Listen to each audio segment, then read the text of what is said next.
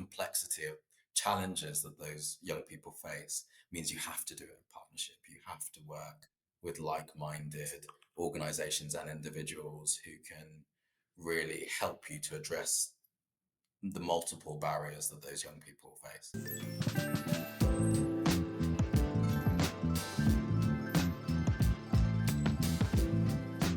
Hello, and welcome to the latest episode of TEQ. I'm your host, Carolina Milanesi. As you know, in this space, we often explore how technology, purpose, and leadership come together to really shape a more equitable future.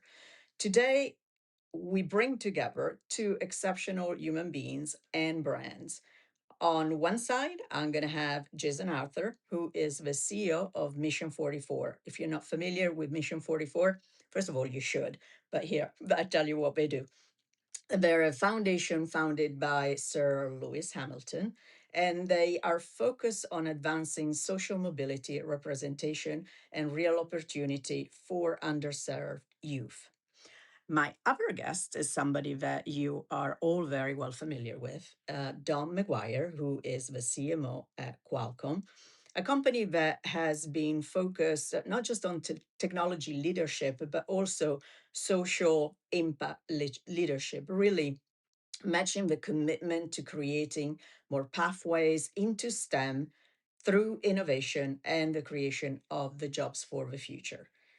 Today's conversation is really not though about marketing, it's really about partnership. When major tech brand players decide to pool their resources, their influence, and their platform for an impact that is bigger than their brand. So without further ado, let me welcome Don and Jason to the conversation. Hey, good to see you both. Thank you for finding the time. We come together at the end of a 2025 F1 season. So before Lewis goes and doesn't talk to anybody till the next season, I thought we talk about something that is dear to me and I know to Don as well. But I want to start with Jason. Thank you for being here. You and I have kind of touched base over LinkedIn and followed each other for quite some time. And obviously, I'm familiar with Mission 44. But I want to start with how a partnerships come together. Obviously, from a kind of a mission perspective, you said from the very beginning that you needed partners to help you with their platform to get to a bigger reach. And I'm curious how you pick Qualcomm or you let Qualcomm pick you. I don't know which way the conversation started, but how do you go about finding that right partnership to make sure that your mission has the biggest impact? Thank you. Well, first of all, thank you so much for having me on the podcast, and it's great to be here with you and with Don. If I go right to the core of what we as a charity are about, we're about transforming the lives of young people from underserved communities who often don't get the support that they need within education to thrive, but also to access great careers in STEM.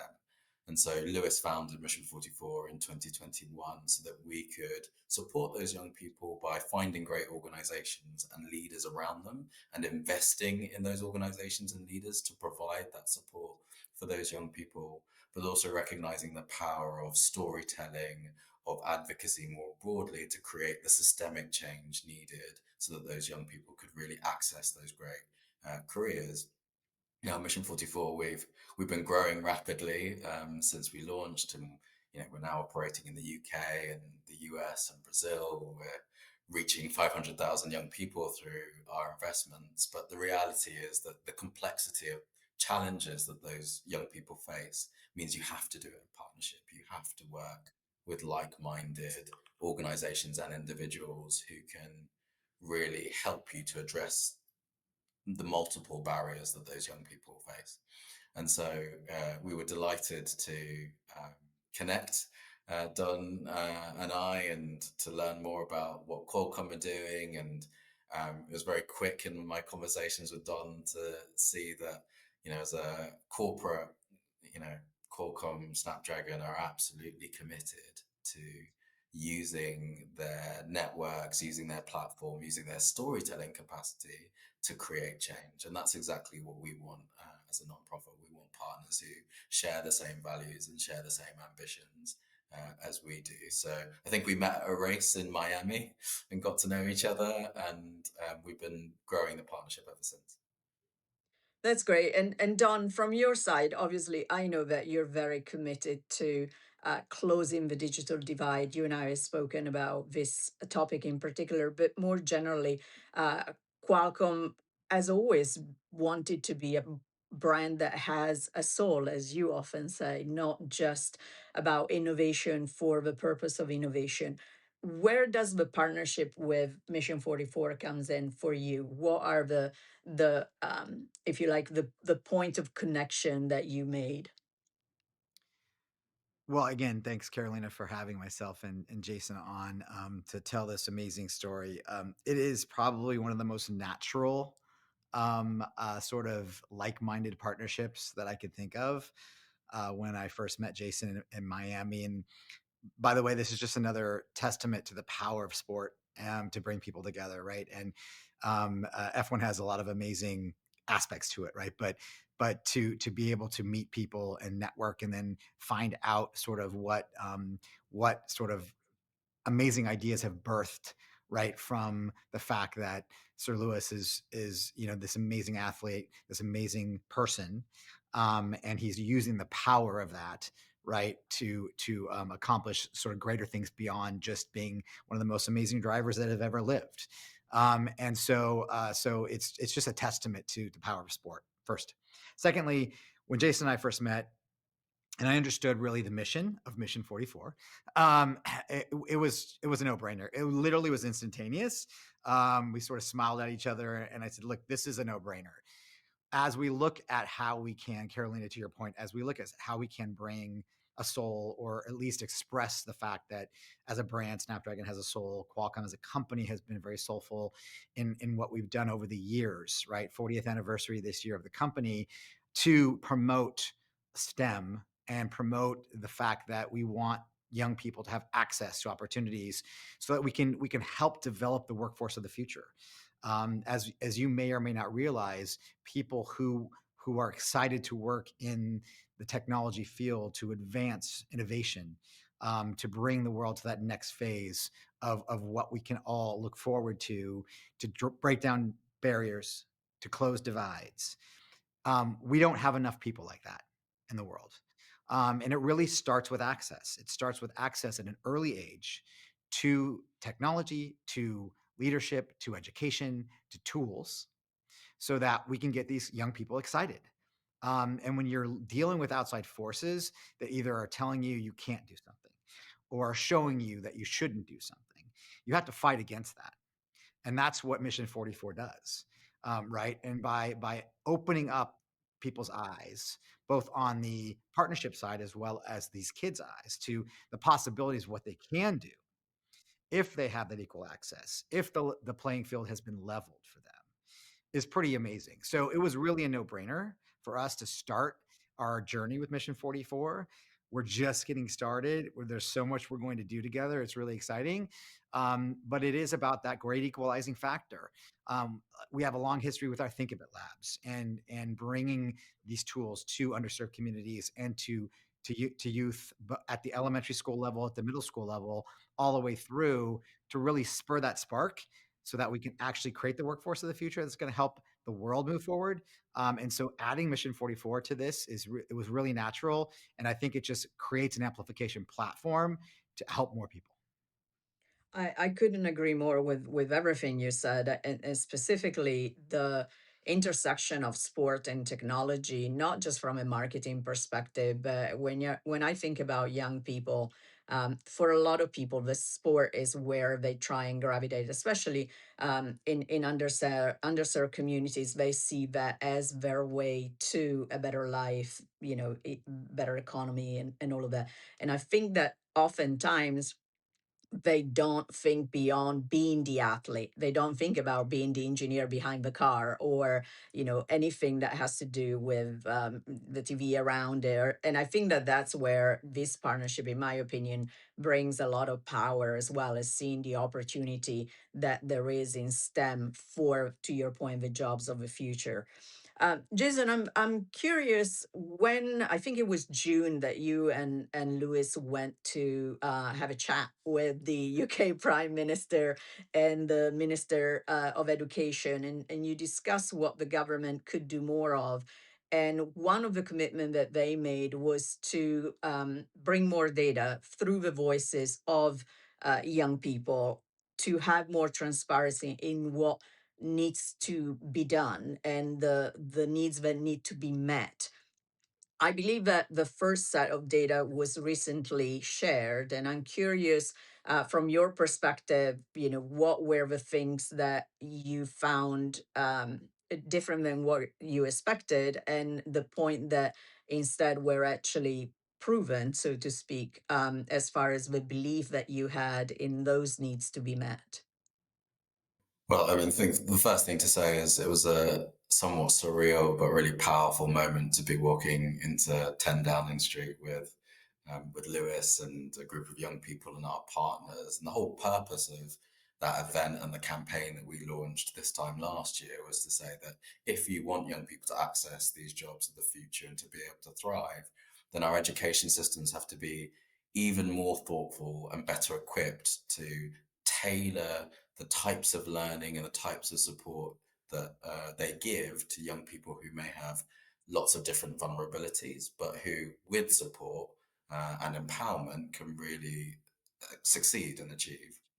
Now, the only way in which you can provide that support is if we have a better understanding about those needs. And that's not just in terms of attendance or their academic grades, but also their perceptions of education. What do they like about school? What are they struggling uh, about with school? To what extent do they feel as though they belong? And so that was one of the areas where we managed to secure a commitment from the Prime Minister and the government, and we've been working with them ever since, is boosting that data, but also, most importantly, how do we ensure that policymakers are doing something in response to it? Now, there were some really interesting insights that came out of it from, a quarter of young people ultimately saying that they felt little to no motivation when they go to school, to um, half of those young people saying, over half saying that in terms of access to a kind of trusted adult, a teacher or a leader that they felt actually cared in them, they didn't believe that they had that. So some worrying things that we saw from that data. Now, what we're doing is working with the Department for Education within the UK to say, how do we support schools to do something meaningfully to respond to those statistics? And there's going to be some legislation coming out in the new year, which will include some of the commitments that the Prime Minister made as part of our campaign, and we'll continue to build from there. In your opinion, what are the still the, if you like, the core um, stepping stone to create more access to STEM that your industry partners like Qualcomm can really help you with? So we tend at Mission 44 to focus on three areas, our three A's, of which the most important is access, but I'll come to that in a second. So firstly, we think it's critical that every young person feels as though the world of STEM is a place where if they're interested, they can succeed. And for too many young people, for too many girls, for too many ethnic minority young people, those from a lower income background, they aren't surrounded by people, or they're not getting the information to say, look, you can be a fantastic engineer, you can help to shape the technologies of the future. So a lot of our work is focused on how are we creating opportunities to open the eyes of young people and to raise their aspirations. Secondly, their achievement. So if you want those young people to be able to progress academically, they need the support at key milestones to be able to demonstrate that they've got that learning at a technical level, at academic level. And so there's a lot of focus there. And then third is access, whether it's access to technology, the internet, laptops, consistent access that enables them to develop those skills and to raise those aspirations. And that's definitely part of our relationship with Snapdragon, to then things like, do they have the financial support to be able to study a STEM subject at higher education, or do they have the opportunity to access early career opportunities that are going to enable them to then progress in their careers too? So aspirations, achievement, and ultimately access, we believe are critical if we're going to see incredibly talented young people enter into STEM professions in the way that they're currently not. Don, if I think about Qualcomm and what Jason just said, I was going through my head with all the things that, from a technology perspective, you're already enabling, right? If you're thinking about how you have evolved the power in the phone to be the most cherished device that we all carry, not just from entertainment perspective, but access and now AI. And if I think about what you're doing with Exelite and PCs, how listening to the needs of the kids and looking at your pathway from a technology perspective, you see correlation and alignments as far as how you can drive change. Well, I mean, to build on what Jason said, there's two levels, I think, of integration and or sort of enablement we can provide.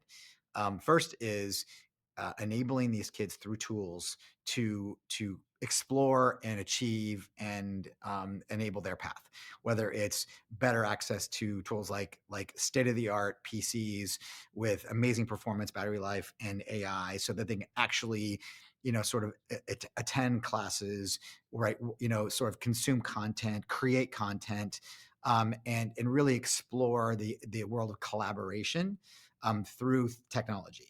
And that could be through a laptop powered by Snapdragon, a smartphone, a pair of glasses, right? Whether it's augmented reality or virtual reality to sort of create worlds, those types of things is level one. Level two, which I think is even more meaningful, is building and making and creating with Arduino. With the addition of Arduino and Edge Impulse to our family of companies, we are going to be able to bring Mission 44 students and kids that Mission 44 is targeted for their programs the ability to make, the ability to develop, the ability to build things from the most basic maker platforms with our Uno Q all the way through, right, to more complex sort of platforms for this idea of I want to not only get a career in STEM or have a career in STEM or explore STEM. I want to be a builder. I want to be a maker. I want to create that next innovation. So through these platforms where all you have to do is plug it in to a PC or a laptop or whatever it is, and you can start creating, you can start coding. It's going to be an amazing advancement for these kids to turn them into developers, right? To turn them into creators, especially from a technology perspective, not just from a content perspective. So I think those are the two levels that we're really looking forward to.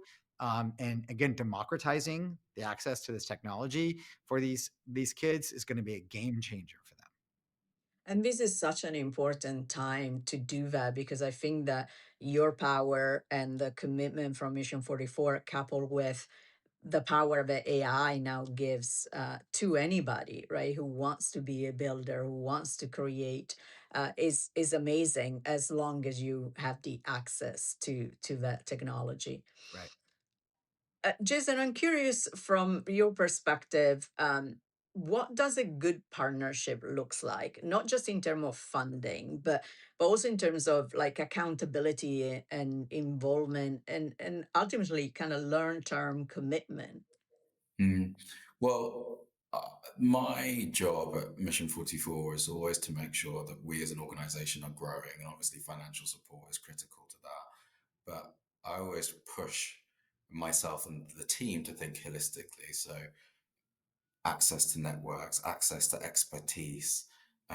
We do a huge amount of storytelling, those partners who can enable us to reach more audiences, because I'm always very clear as well that although I'm very proud of the investments that we make, the grants that we give to nonprofits and communities now in the UK and the US and Brazil, and over time even more, actually the power of what we're going to do is the learning that we generate from those investments and how we tell the story about the impact of that to shape the hearts and minds, perspectives of others. And so when we're developing these partnerships, that's what we're looking for. We're looking for partners who can supplement the skills and expertise that we have and actually help that to grow. They can plug gaps, but also absolutely underpinning all of that has to be a shared set of values. So, you know, I never want to, and Lewis is exactly the same, want to see Mission 44 focus on headlines alone or getting nice kind of press coverage or PR. It's always going to be about impact and being able to demonstrate ultimately that lives are being changed by the work that we're doing. And so that's why we're so excited to be working with Snapdragon, because that's never been in question in any of the conversations that I've had with Don and the team. It's always been about how can this partnership bring our mutual assets together to transform lives. And as soon as you've got that shared ambition, then you're in a good place.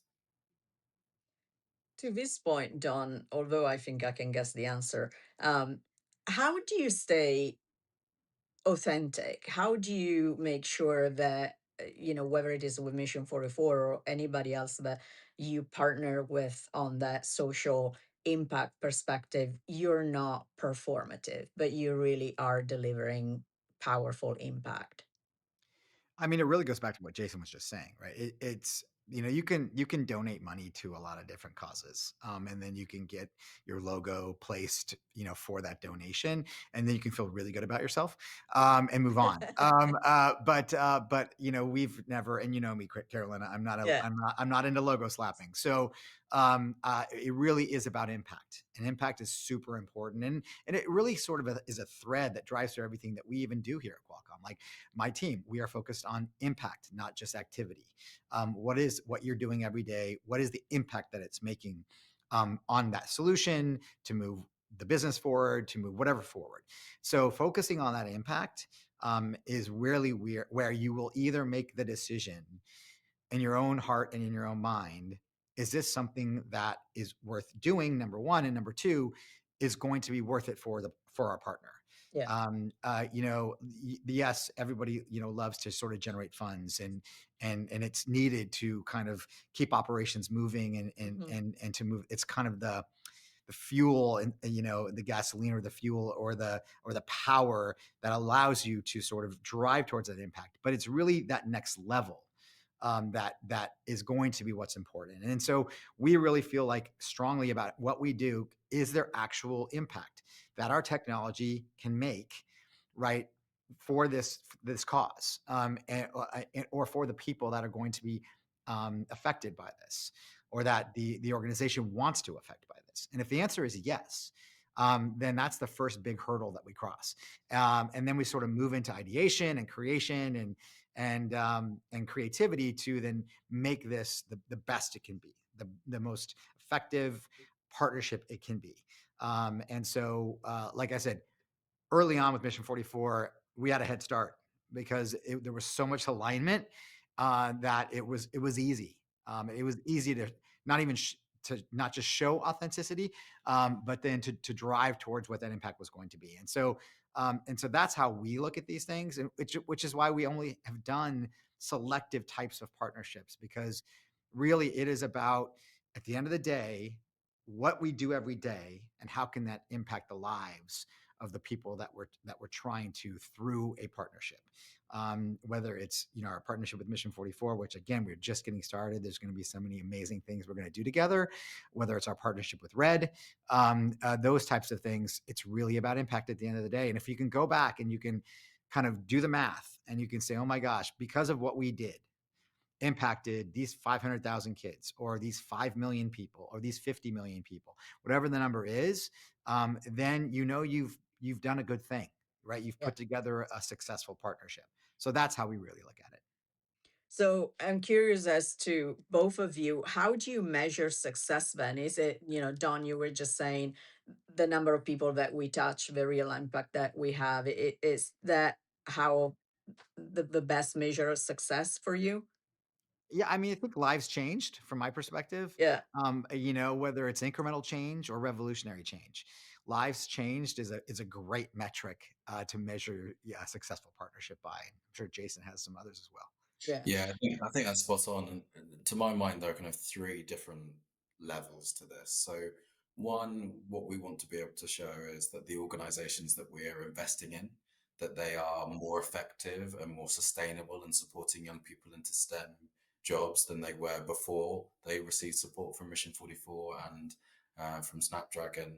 Secondly, then we want to see for those young people themselves, have we raised their aspirations? Have we support them to get more academic success, and ultimately have we enabled them to be able to access these jobs in the STEM space? So in 5 years' time, we want to be able to, with our partners, point to those young people and say they're now studying STEM at university, or they're now in a job which they wouldn't have been in because of without rather the support of Mission 44. And then, thirdly, in order to drive systemic change, I think we also want to be able to point to shifts in employer practice. So it's going to be critical if you're almost creating the supply of these young people, that the demand is there, and that employers, whether it's in STEM more broadly or in motorsport, where we're also very focused, have the tools to be able to recruit these young people and then to retain them. Because what we don't want is for these young people to go into environments where they don't feel as though they are included, and where those employers don't necessarily know how to tailor their support to get the best out of those young people once they're there. So we'll be thinking about it from like a non-profit level and within communities, on young people specifically, and then also employers too. I love that because there's so many layers that, in my opinion, people don't necessarily think about when you're talking about it from a cultural perspective. When you're looking at different demographics, it's not just about the job; is where the job is and the communities that are available around that job. Especially as we are post COVID, and companies are getting people back into offices versus remote, that changes a lot of the dynamic. Don, I'm curious, if we're thinking about all the change that AI is bringing and how, as a technology company, you're instrumental in driving that change. How much do you feel somewhat responsible, if you like, to also drive change in the way that we think about job creation and the role that the next generation of knowledge workers, whether they're engineers or something else, are bringing to the world? Well, we really look at it from two different aspects. One, as an enabler, to Jason's point, like the thread that is really really natural and really really great about our partnership with Mission 44 is if we can engage these kids young, and we can provide the access, the tools, the enablement, get them excited about it. Yeah. When they get to university, our university relations program can kick in, right? The projects that we fund, the professors that we fund to get these kids into career ready, right? For careers in the fields of science, engineering, right, technology, math, and then hire them, right? Of course, we're selfish in that vein because we'd love them to come work for us. But even if they work for one of our partners, right? Have we been able to successfully move them through that process? And we've got touch points at every point of that, which is exciting. And then beyond that, from just the hey, we're a company that's dealing with the advent of AI just like every other company. We are a large enterprise, and even though we've been developing, researching, and commercializing AI for about 14 years now, we're also an enterprise struggling to figure out how it integrates into our daily work lives, and how it helps us make us more productive, more efficient, helps me scale, right, as a CMO, my organization. And so we have to look at it from that aspect, and take responsibility for how we're going to let AI, or how we're going to bring AI into our workflows, into the workplace, for the right reasons, right? To move us forward in a positive manner, and not have it be disruptive in a negative way, to what we're trying to achieve. And that's a balancing act. And we're really only at the beginning of this, as you know, Carolina. It's there's so much that's going to change over the next 6 months, 12 months, 24 months. So I don't think anybody has the direct answer yet of what ultimately that change is going to be, and where does it settle in. But we are obviously going to move there quickly, and we're going to be a first mover always, because we have to be, and we're going to make sure that we experiment, we stub our toes and skin our knees, and then we get up and we figure it out and we move on.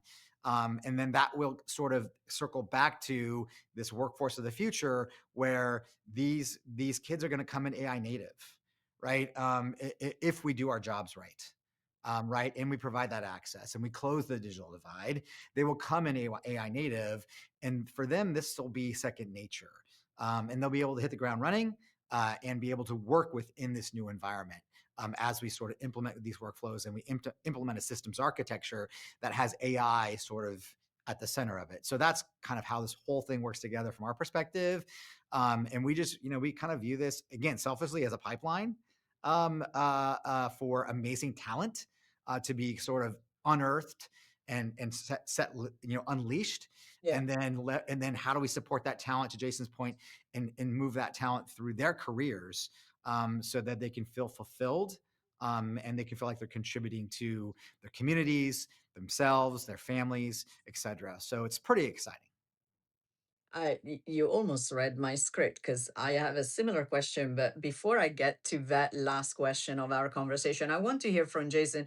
What's next for Mission 44? And I'm also curious a little bit, how much does Louis get involved in kind of shaping the direction of the charity? Well, I'll start with that latter question. I mean, he's very, very involved for someone who's got 24 races and traveling around the world. So Busy guy. he's a very busy guy, but we feel very fortunate to have so much of his time. One of the things that I feel honored to hear from him, he regularly says this in public events and interviews, is that when he thinks about his legacy and the thing that he's most proud of is Mission 44. You think about 7-time world champion, the greatest of all time in motorsport. So that brings with it a level of weight, but one that I love and that the team loves. And everything from helping to shape our strategy and giving his perspectives on what we prioritize, to then being involved in storytelling and campaigns, things like meeting the Prime Minister. He's met at 6 different races this year, young people, and got their perspectives, but also shared his insights and encouraged them and tried to raise their aspirations.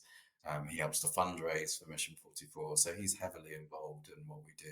He's very much at the core of it. But what I would say as well is, and why it's a privilege to work with him, is that he never makes it about him. So it's about how does he leverage his platform in order to amplify the impact of our partners, to amplify the voices of young people, and ultimately to help to drive change. I think for us, in terms of the next 5 years, because we turn 5, have our 5th birthday in 2026, it's very much about both expanding our impact, because we want to reach more young people around the world, and so partnerships like the one that we have with Snapdragon are critical to enable us to do that, to do the storytelling, to make the investments, to drive advocacy. But it's also about deepening our impact, and that's where I always want us to be really disciplined as an organization, that there's always something more that you can do and more countries that you can go into, because the need is there, right? It's not just in the 3 countries I've mentioned. There are young people around the world who are desperately in need of the support and empowerment.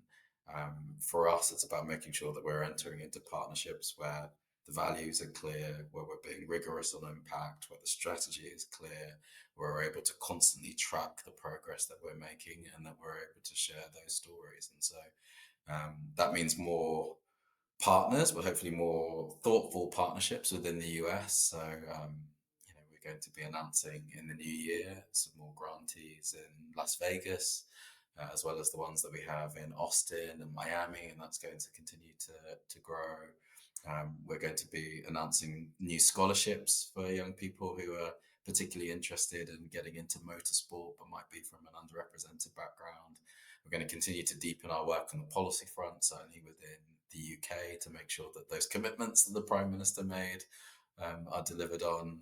And then over time, even more in Brazil. I was just there a month ago, meeting with young people and partners and seeing the incredible energy, but some of the challenges within Sao Paulo, probably sub-Saharan Africa at some point too. It's a real passion point for Lewis, and a huge amount of need, particularly in South Africa. I think that might be our next location. But as I say, all with focus on impact, sustainability, and great partners. That I'm looking forward to all of that because the need is certainly big. I'm gonna let you go, but before I do that, I have one more question, and I change it a bit because Don, you hit a lot of the points that I wanted to ask about as far as the future and career, and I guess as a parent and as a person in technology, how do we how do we guide our kids to make the right decision when we don't even know what the future of work is going to look like, what careers AI is going to create, change? What are maybe the two or one top skill that we would say to the kids of today? And by the way, if you are opening for internship, my kid is either one of you will be happy to go to. um, but seriously, what is it? Is it, what skill set? What do they need to do to make sure that they're not going to be left behind when AI is going to change the world? Well, I've got kids too. I know Don does. I think for my 7-year-old son and my 3-year-old daughter, there are two things in particular that I want them to have. One is curiosity, Mm, and the second is resilience. So we don't know what the impact of AI is ultimately going to be in terms of the jobs market. There will be lots of disruption, but there'll be some incredible opportunities there. opportunities. And so I want every child to feel as though they can ask questions and find the answers to those questions. So curiosity, I think, is going to be critical, but also given the pace of change, the ability to have that resilience and to be able to adapt to it rather than feeling overwhelmed by it, I think is critical too. So curiosity and resilience would be. Love that. Yeah. I would add on to that creativity and critical thinking Mm. skills. I think creativity, critical thinking, curiosity, and resilience. If you can instill those things, those principles into your kids, no matter what technology curves come and go or inflection points happen, I think they're going to be set up for success in whatever they want to do. I could not agree more because knowledge will be plentiful, right? With AI, there's so much that you can access, but that critical thinking, that curiosity, that adaptability, and yes, resilience, especially in the world that we live in today, are going to be absolutely critical. I'm going to put this in a little package and just play every day to my almost 18-year-old. Thank you so much to both of you. It's been an absolute pleasure. Looking forward to continue to follow your partnership and see the impact that Mission 44 will bring to the world. Thank you so much. Thank you.